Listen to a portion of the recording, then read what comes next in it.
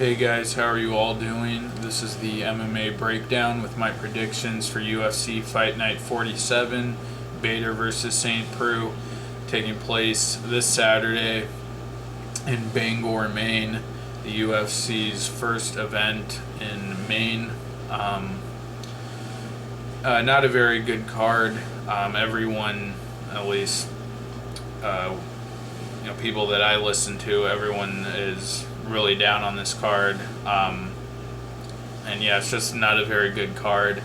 I've really been enjoying this 2 week or whatever it's been, 2 or 3 week layoff that the UFC has had.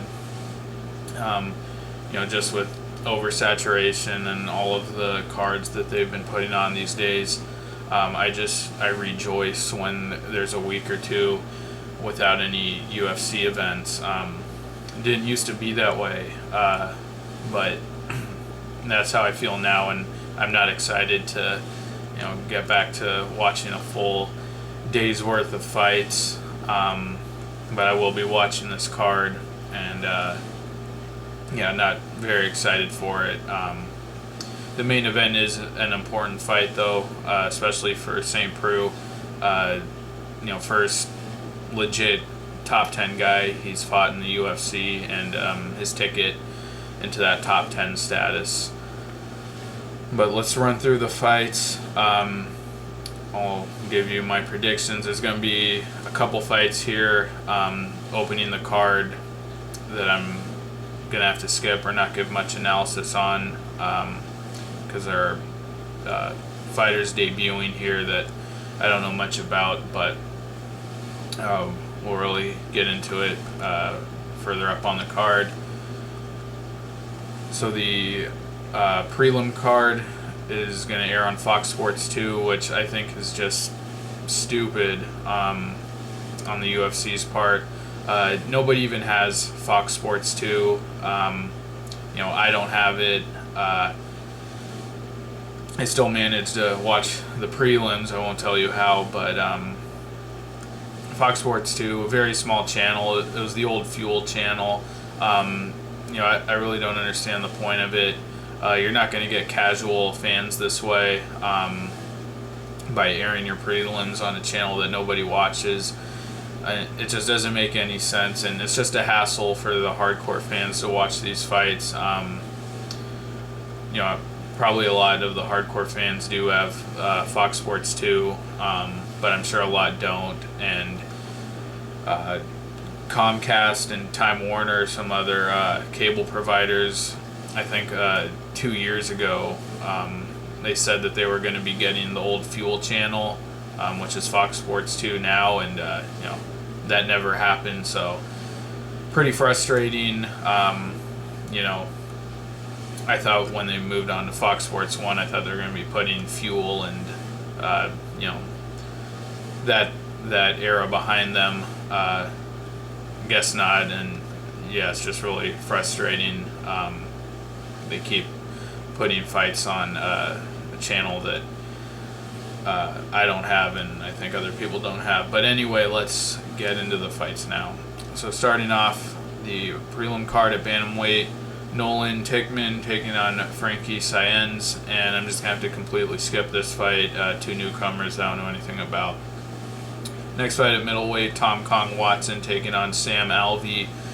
Tom Kong Watson looked like he could be a guy who could be decent when he knocked out Stanislav Nedkov, but then his last two fights just really showed that he's a lower tier fighter, and very likely it's not going to be anything more than that. Got badly out-grappled by Talis Latis. And then his last fight with Nick Catone, which I do think he won, but it was a very uneventful fight. Tom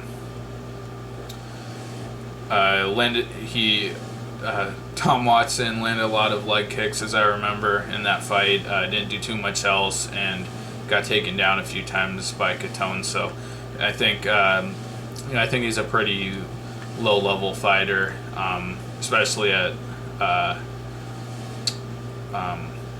middleweight, a pretty stacked division. I don't think he's going to be doing anything. But Sam Alvey, I remember him from Tough 16. I can't remember who he beat to get in the house, but then he lost to Joey Rivera, got out wrestled, and I think he won a title in another organization since then. I haven't followed his career since Tough. But I don't know much about him and don't remember much of his fighting style, so I'm not going to make an official pick here. I would lean towards Tom Watson just because he has shown finishing ability.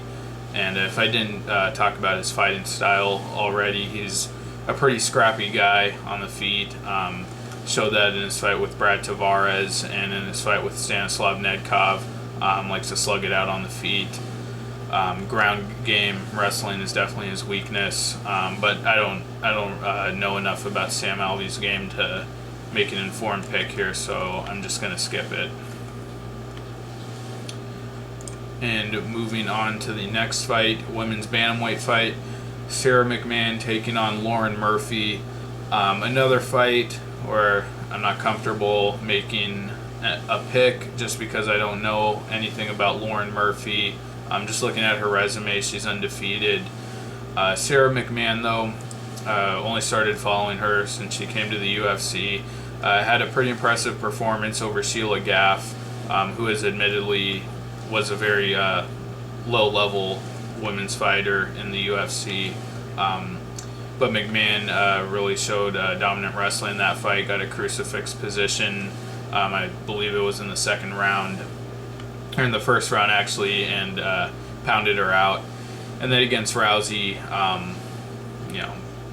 got finished really quick with that knee to the body. A lot of people thought it was an early stoppage, but I don't think that really takes anything away from her or how we should regard her skill level. But I think McMahon is one of the better fighters in the women's bantamweight division. Seems like a tough wrestler. Again, though, I don't know anything about Lauren Murphy. I would be comfortable taking McMahon here. The UFC experience, already being in there with Rousey, and just that wrestling background, I think, is really a good thing on her resume. She's an Olympic wrestler as well, and I think that's something she can always go to, a really dominant skill. So I would take McMahon, but again, I'm just going to stay away from this and not make a pick. And the last fight on the preliminary card at flyweight, probably the most interesting fight on this whole card, even more interesting than the main event. Jussier Formiga taking on Zach Fun-Size Makovsky. A lot of people thought Makovsky should have gotten the title shot over Chris Cariaso. And I am taking Zach Makovsky in this fight. I think he's looked good in both of his fights, both of his wins over Scott Jorgensen, which was really surprising. He just kind of burst onto the scene at that point, being Scott Jorgensen at flyweight, and then his next fight looked good against Josh Sampo. Good wrestling, good scrambling, and even against Scott Jorgensen was hurting him on the feet, as I remember a little bit early in that fight. But hasn't shown much finishing ability. And Jussier Formiga, I think, has been pretty inconsistent in his UFC career, getting finished by Dodson and Benavidez, the best in the division, and then wins over Chris Cariaso, where he just laid and prayed him, and went over Scott Jorgensen, which I do believe was kind of a bullshit win. Headbutted Jorgensen and then submitted him quickly thereafter. So I think Formiga is pretty inconsistent. Obviously talented on the ground.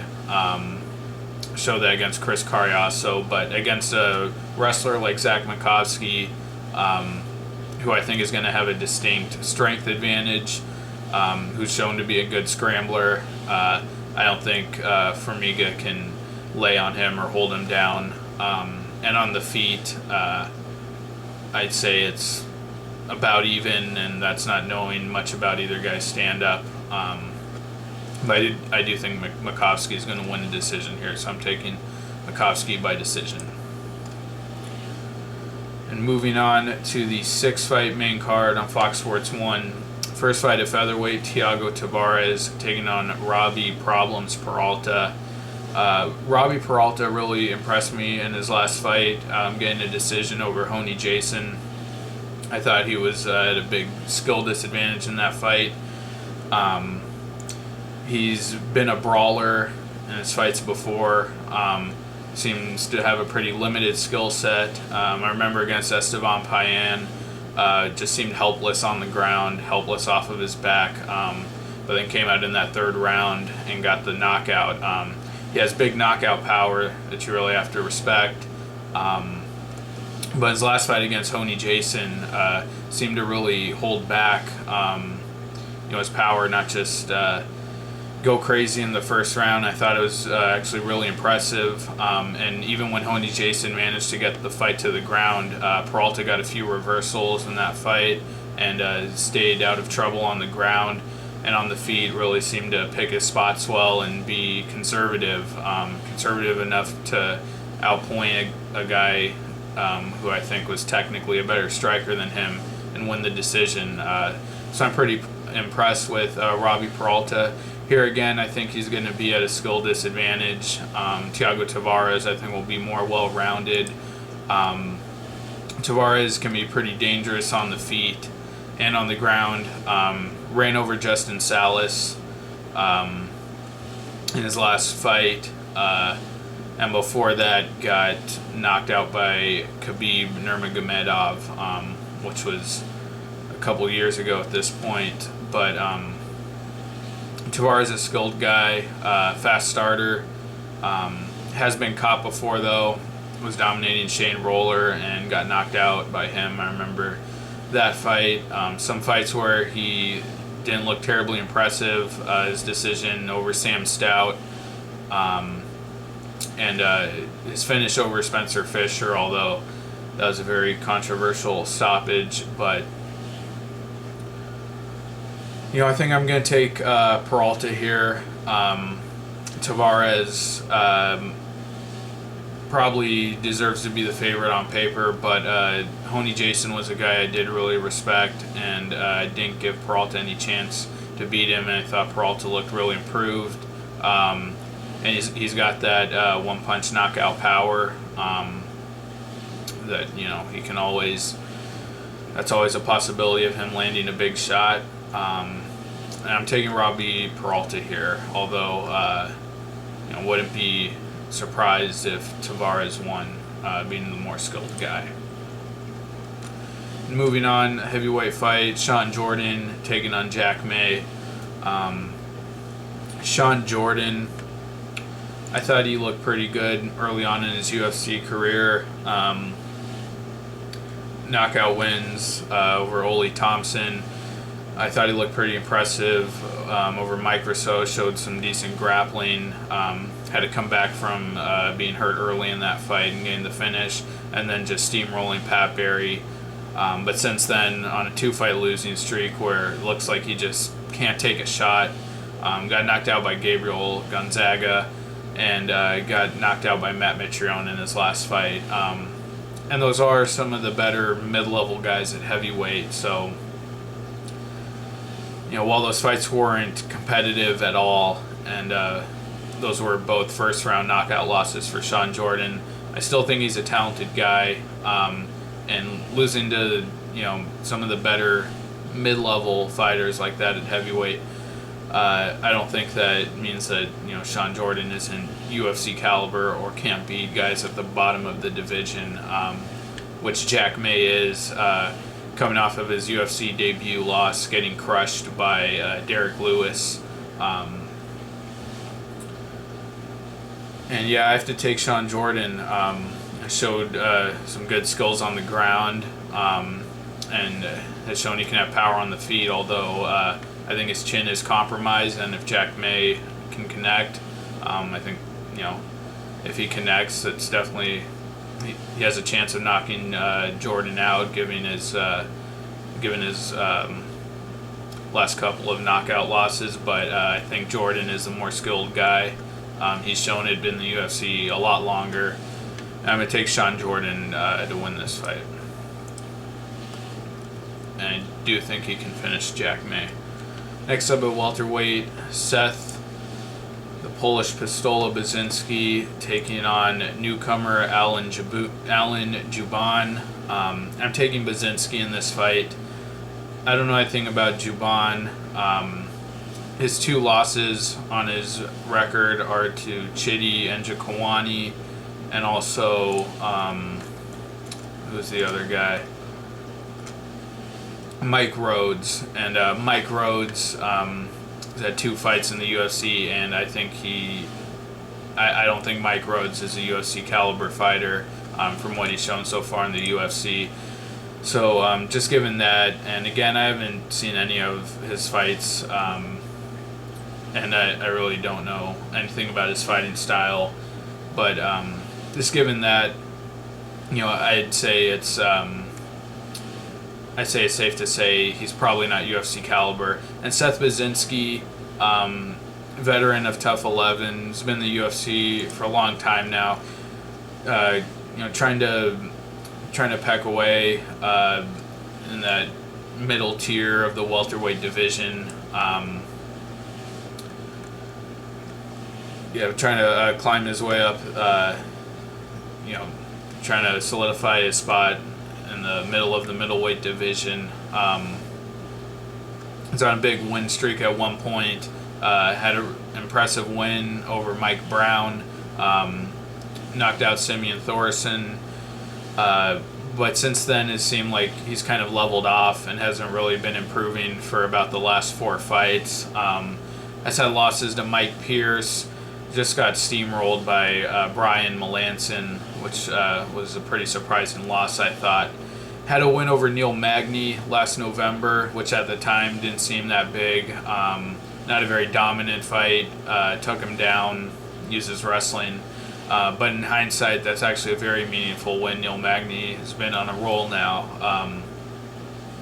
And against Thiago Alves in his last fight, Thiago Alves returning from a long layoff, but Baczynski was able to make that a pretty competitive back and forth kickboxing match. So Baczynski's always been a pretty solid, tough guy. You know what you're going to get from him. Never really gets finished. The only time he's been finished in the UFC was against Brian Melanson, and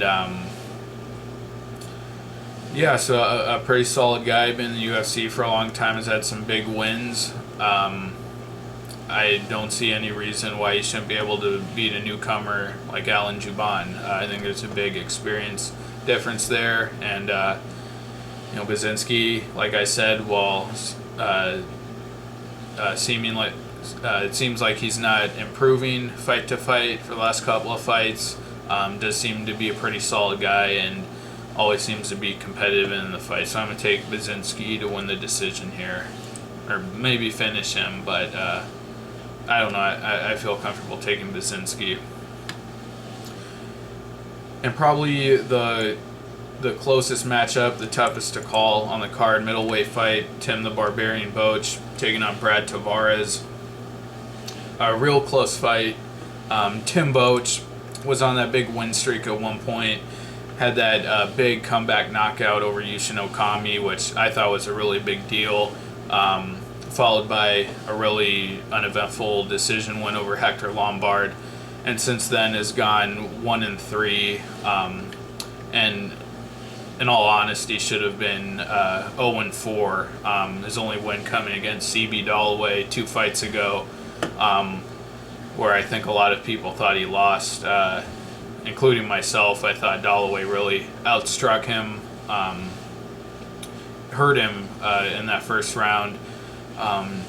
Boetsch, a tough, gritty guy, just doesn't have one area where he really excels and can go to beat guys. Mark Munoz proved to be the better wrestler than him, even coming back from a long layoff.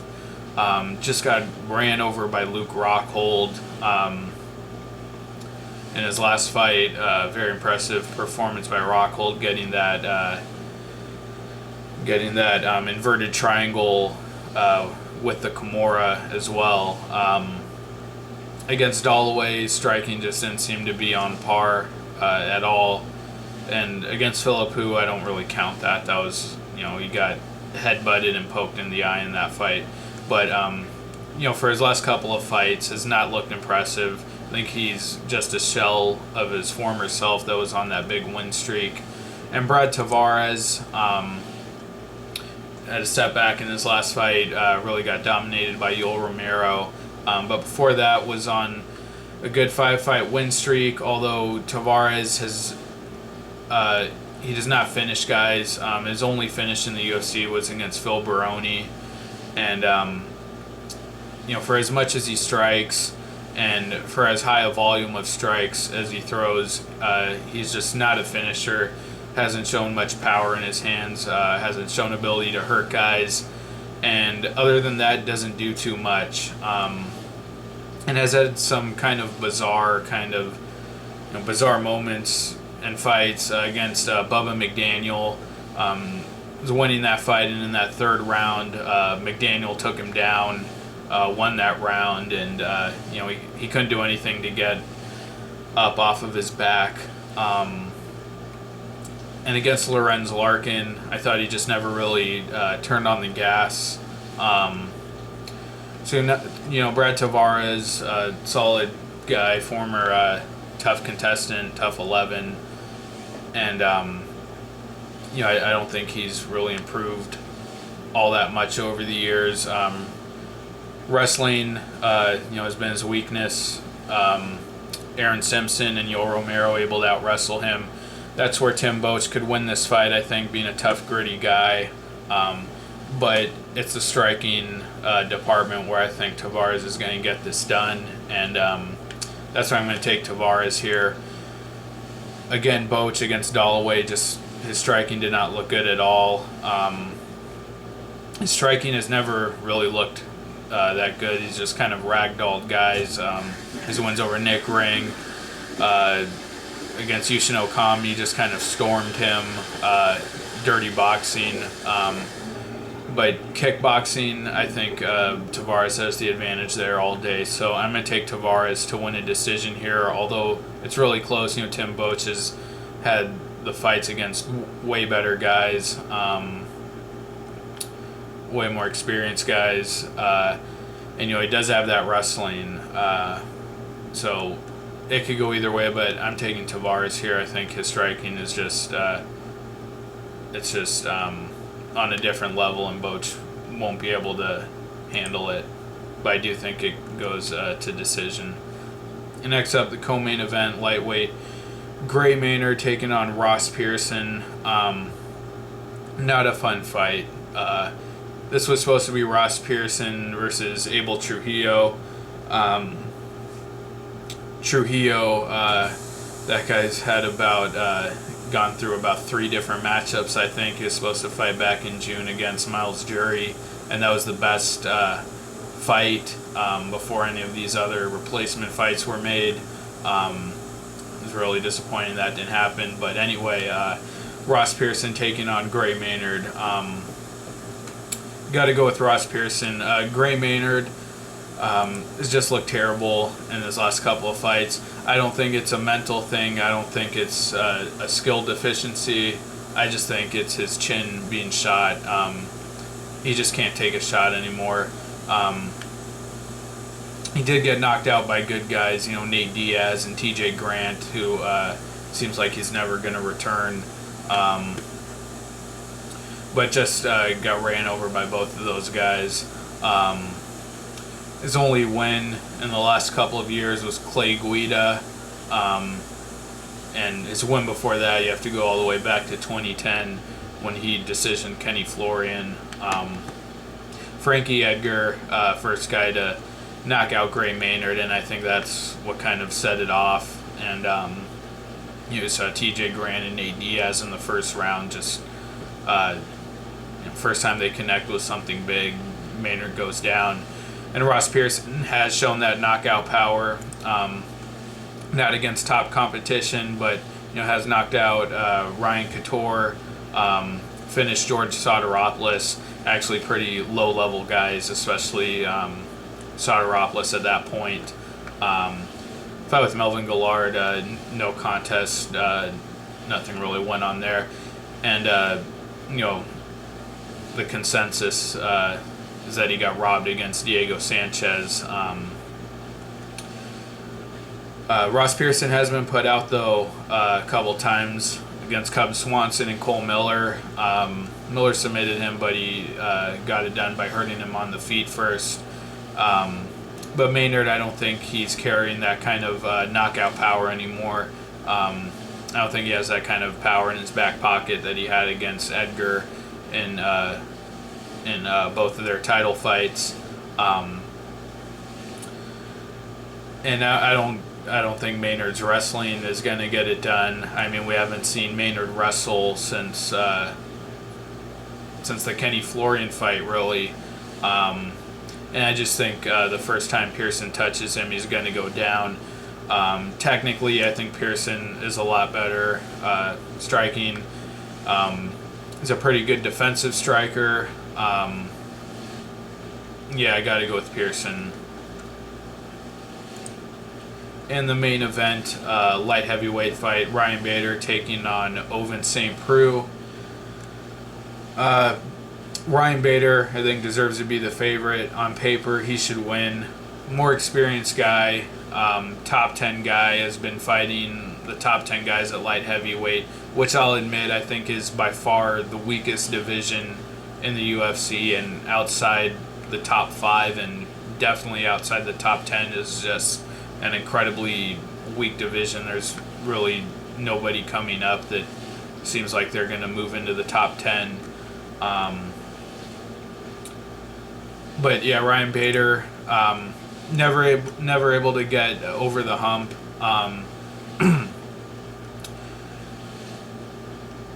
Even going back to his fights with Tito Ortiz, anytime he's had any kind of big name opponent, really hasn't been able to get past them.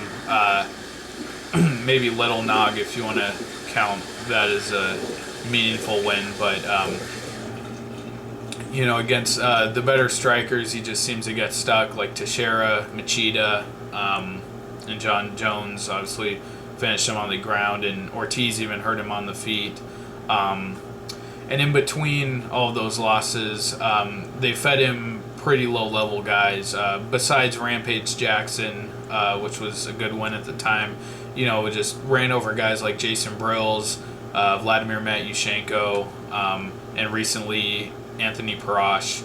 But in his last fight, I thought he beat a decent, dangerous mid-level guy in Rafael Fejal Cavalcante, a guy whose caliber he hadn't really fought before.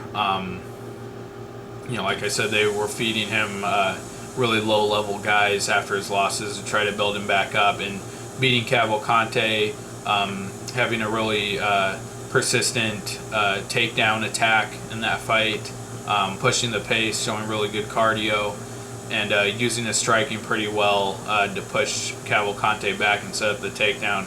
I thought it was a pretty impressive performance, and one of his probably most meaningful performances or wins in the UFC. More impressive to me than running over guys like Brills and Matyushenko. That being said, Ovince St. Preux, not a young guy, but a green guy in the UFC. Only a handful of fights, 4 fights in the UFC. He's looked pretty good in all of them. John Vellante, was his first fight. That was the fight where he poked him in the eye, and it was just a mess. But that was in the 3rd round, and OSP, I thought, was winning that fight. And then against Cody Donovan, once he got on top of him on the ground, showed brutal ground and pound, put him out with a couple strikes.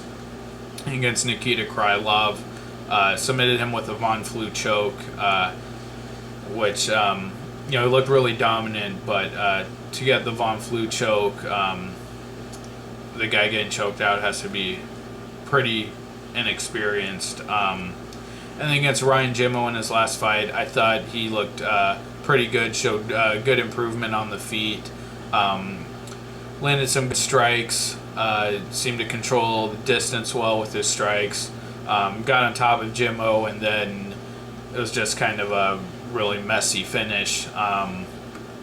Jimmo saying his shoulder popped, something of that nature, and OSP cranking his shoulder. So, not really a clean finish, and hasn't really had that kind of clean finish over a solid guy. Ryan Bader is obviously a huge step up in competition. Like Ryan Jimmo to Ryan Bader, that's not even comparable level of opponent. So a big step up for OSP. He is developing, though, looking better fight to fight. And again, Bader, his chin's been cracked, on several occasions. OSP, I don't think is a super dangerous striker, but I do think he can have the power advantage. Bader's shown to have power on occasion too. Bader, I think, just with the wrestling, is going to have a more complete game, and being a decorated collegiate wrestler, I think that's what's going to get it done for him here. He also has a good front headlock, can get variations off of that. Finished Vladimir Matyushenko with a modified front headlock choke. Also attacked Teixeira with it for a bit. So I'm going to take Bader. I think he out-wrestles OSP to win the decision. But the OSP, if he keeps developing at the rate he has been so far in the UFC, I do think he has a chance. And I'll just leave it at that. So I'm going to take Ryan Bader to win the decision. Alright guys, so those are my predictions for UFC Fight Night 47, Bader versus St. Preux. Thanks a lot for watching, guys. I know I'm really late with this video, but I wanted to make my predictions anyway. I'll be back with a recap for this event, and I'll be back with my predictions for next week's doubleheader, Bisping versus Lee, which is just an awful card. Terrible outside of the main and co-main event. But then a fight night card that I'm really excited for next weekend, really underrated, Ben Henderson versus Rafael dos Anjos. I think that's a great fight night card. Several pretty interesting matchups there. I'll be back for that, and continuing even after that, predictions for 177, and looks like going to have a UFC event every week for a while here going forward. But stay tuned for my predictions and recaps. Thank you guys. Take care, and I'll see you next time. Bye.